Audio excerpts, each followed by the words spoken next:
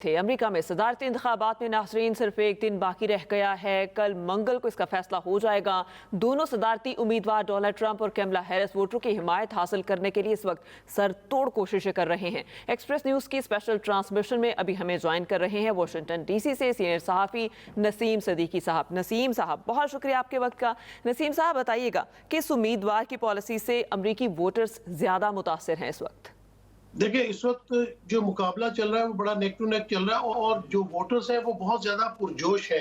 जिस तरह अभी रहमान ने बताया कि बड़ा क्लोज इनका जो काउंटर है वो चल रहा है और जो स्विंग स्टेट्स हैं उसके अंदर वही फैसला करेंगे। ये स्विंग स्टेट इसी तरह है जिस तरह हमारा मूड स्विंग होता है, सुबह कुछ और है, शाम को कुछ और है। इस तरह वोटर्स का भी जब तक वो वोट नहीं डाल देता उसके मूड का पता नहीं चलता। तो दोनों तरफ से जो कैंडिडेट्स हैं अपनी अपनी पॉलिसीज, अपने अपने जो मैनिफेस्टो है उसको आगे लेके चल रहे हैं। जो गजा जंग है वो भी इसमें एक बड़ी अहमियत की हामिल है क्योंकि वो डेमोक्रेटिक्स की जो गवर्नमेंट है इस वक्त मौजूदा, जिसमें जो बाइडन है, उनकी वाइस प्रेसिडेंट कमला हैरिस है, तो उसमें जो मुस्लिम कम्युनिटी है या जो उसके अलावा भी ह्यूमन राइट्स वाले भी हैं, वो उन्होंने देखा है कि वहाँ पे कितनी तबाही मची है, किस तरह बच्चों के साथ, औरतों के साथ, नहते लोगों के साथ जाती हुई। तो ये भी एक मूड जो है वो वोटर का बताएगा कि उन्होंने इस चीज को किस तरह लिया, क्योंकि डोनाल्ड ट्रंप जो है वो जंग के खिलाफ है। वो नहीं चाहते कि दुनिया भर में अमेरिका वॉर करता फिरे और अपने मुल्क को जो है वो मसाइल आए। तो वो ये कहते हैं कि एक तो मैं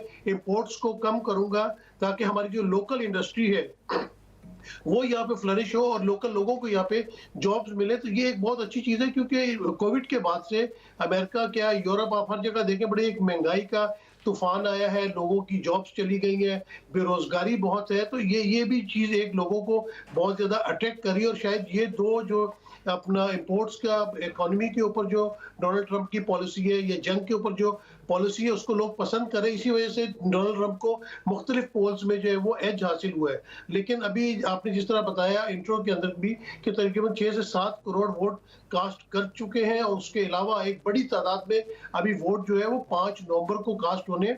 अमेरिका में बहुत बड़ी तादाद में लोग वोटिंग में हिस्सा लेते हैं। जिस तरह अगर इनकी आबादी तकरीबन 35-36 करोड़ अगर है तो उसमें 24 करोड़ जो है वो अपना वोट कास्ट करेंगे। तो एक बड़ी बड़ी तादाद 75% के करीब लोग जो अपना वोट कास्ट करते हैं। तो असल नतीजा तो 5 नवंबर को ही निकलेगा। लेकिन अभी तक जितने पोल्स हुए उसमें इशारिया ले लें या पॉइंट्स ले लें, डोनाल्ड ट्रंप को कमला हैरिस के ऊपर बर्तरी हासिल है। और देखते हैं कि आने वाले दिनों में, बल्कि आने वाले दिन तो आगे, कल यहाँ पे खूब रौनक मेला सजेगा। वोटिंग जो है वो कास्ट करेंगे, लोग अपने अपने हलकों में जाएंगे, वहाँ पे वोट देंगे। ये फरमाइएगा कि इससे पहले हम बात कर रहे थे तो आपने कहा था कि मिशिगन जो है वो एक इंतहाई अहम स्टेट्स है।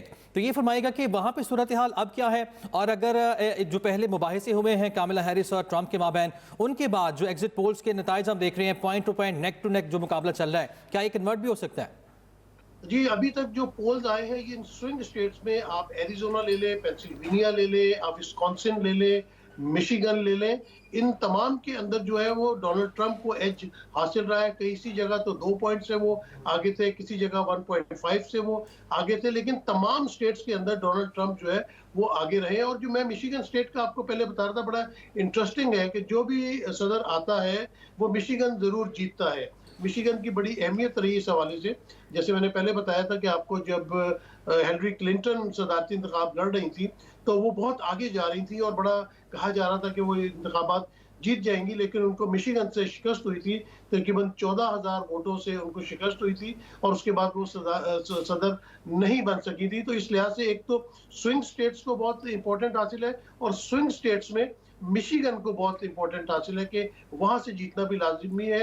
लेकिन ये जितनी 7-8 स्विंग स्टेट्स है वहां पे मुकाबला तो काटेगा ही है क्योंकि वो स्विंग स्टेट्स है। अगर पोल बेहतर आगे हैं और पोल में ट्रंप आगे भी हैं, लेकिन उनके मूड का नहीं पता कि जब वोटिंग वाला दिन होगा तो वो किसको वोट कास्ट करते हैं। तो असल फैसला 5 नवंबर को होगा और 5 नवंबर को ही पता चलेगा कि व्हाइट हाउस का मकीन कौन है, अगले 4 साल के लिए अमेरिकी सदर कौन आता है। जी सही। इसी पर मजीद बात करने के लिए हमारे साथ मौजूद हैं साबिक सफ़ीर मलीहा लोधी साहिबा। आपका बहुत शुक्रिया। मलीहा साहिबा, बताइएगा अगला व्हाइट हाउस का जो मकीन है वो कौन होगा, क्या देखती हैं आप?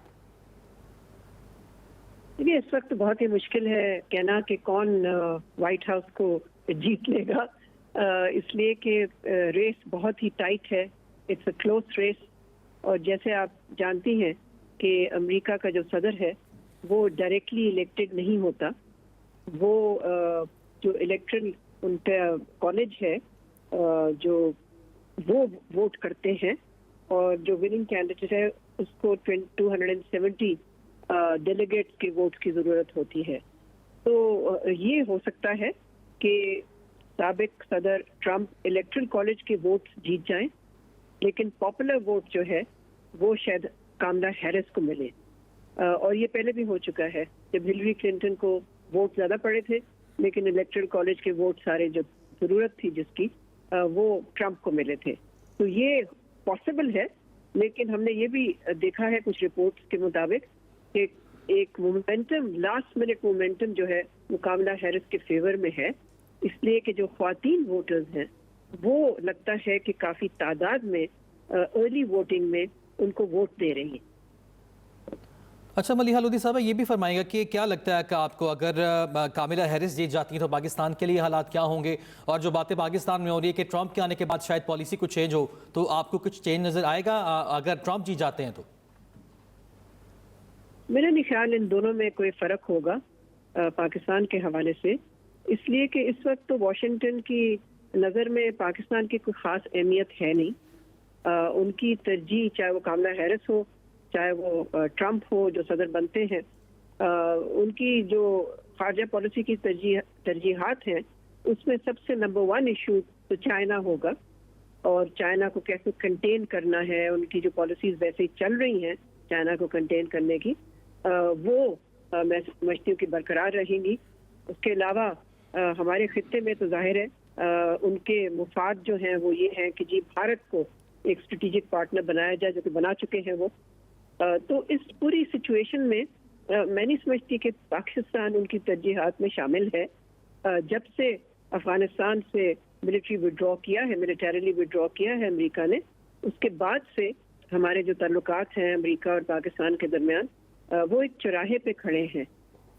मगर अब देखना है कि क्या ट्रंप की इंतजामिया कोई दिलचस्पी लेगी या कामला हैरिस की, मुझे कोई खास फर्क नहीं नजर आता। सही।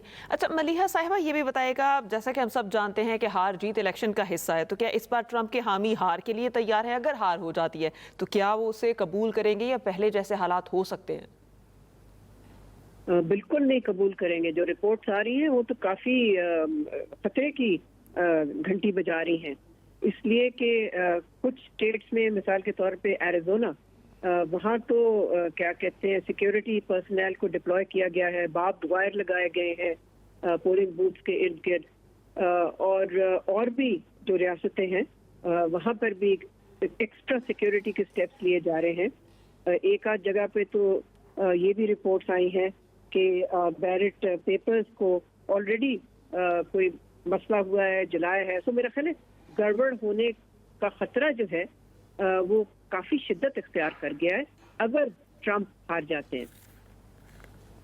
अगर ट्रंप हार जाते हैं तो यही सवाल रखेंगे। नसीम सिद्दीकी भी हमारे साथ मौजूद है। नसीम साहब, जिस तरह हमने देखा गुज़श्ता इंतखाबात में ट्रंप हारे थे, कैपिटल हिल पर हमला हुआ, उसके बाद हमने ये भी देखा कि सजाएं भी फिर हुई, तो हालात क्या लगते हैं अगर ट्रंप हार गए तो क्या इस तरह के हालात दोबारा पैदा हो सकते हैं? और जीत की सूरत में आपसे ये भी सवाल करना चाहूँगा कि पाकिस्तान में क्या आप समझते हैं कि अंदरूनी सियासत में कोई चेंज आएगा यहाँ पर भी?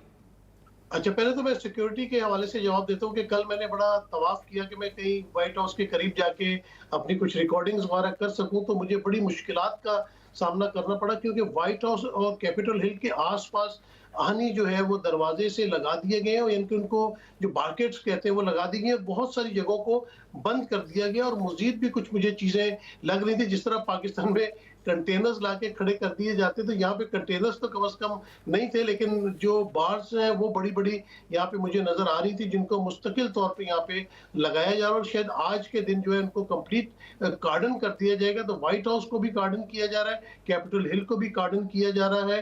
तो डेफिनेटली सिक्योरिटी के खतरात मौजूद हैं कि जिस तरह का रिजल्ट आता है उसके बाद कोई भी इस किस्म का वाकया पेश ना आए, उसकी तैयारियां अभी से की जा रही हैं। दूसरी, मेरी यहाँ पे जो पाकिस्तानी कम्युनिटी से मुलाकात हुई या मुस्लिम कम्युनिटी से मुलाकात हुई, तो यहाँ पे एक इमरान खान साहब के लिए बहुत जो है वो नरम गोशा भी है और उनको पसंद भी बहुत किया जाता है, और सब उनकी जो जेल से रिहाई है उसके लिए परेशान है। और लोगों ने इसलिए डेमोक्रेट्स को भी अप्रोच किया है, रिपब्लिकन्स को भी अप्रोच किया है, और क्योंकि वैसे तो जिस तरह मलिया लोधी साहिबा ने कहा कि बिल्कुल इनकी अपनी पॉलिसीज होती हैं, फॉरेन पॉलिसीज होती हैं, शायद उसमें अफगानिस्तान क्योंकि अभी जंग नहीं चल रही, पाकिस्तान को वो अहमियत हासिल नहीं है, लेकिन क्योंकि चाइना के साथ पाकिस्तान के बहुत अच्छे ताल्लुकात है, सी पैक भी है, तो उसकी वजह से शायद अमेरिका कोई अपने शर्तें भी रखता नहीं चाहता कि चाइना उस इलाके में ज्यादा काम करे या ग्रो करे, तो उस हिसाब से। लेकिन फिर भी लगता है कि ट्रंप के को जो अप्रोच किया जा रहा है, उनके आने से कुछ ना कुछ पॉलिसी में इतनी तब्दीली जरूर आएगी, क्योंकि डेफिनेटली अमेरिका से डिक्टेशंस तो हमारे मुल्क में जाती रहती हैं, तो कुछ ना कुछ तब्दीली ऐसी आएगी कि शायद इमरान खान साहब को कुछ रिलीफ मिल जाए, उनकी पार्टी को कुछ ना कुछ रिलीफ मिल जाए। तो ये एक सेंटीमेंट यहाँ पे पाया जाता है, और जिसकी वजह से जो पाकिस्तानी कम्युनिटी का वोट है वो ज्यादातर रिपब्लिकन्स की तरफ ही है। तो मेरा ख्याल है कि कुछ ना कुछ जरूर फर्क पड़ेगा, क्योंकि डेफिनेटली डेमोक्रेट्स की अपनी पॉलिसीज है, रिपब्लिकन्स की अपनी पॉलिसीज है। पाकिस्तान एक अहमियत तो रखता है, एक अहम मुल्क तो है उनके जिम्मे। अब देखते हैं कि दोनों में से कौन जीत के आता है, और फिर जब वो अपने मामला निपटा लेंगे और जब पाकिस्तान की तरफ देखेंगे तो पाकिस्तान के लिए उनकी क्या पॉलिसी आने वाला वक्त बताएगी।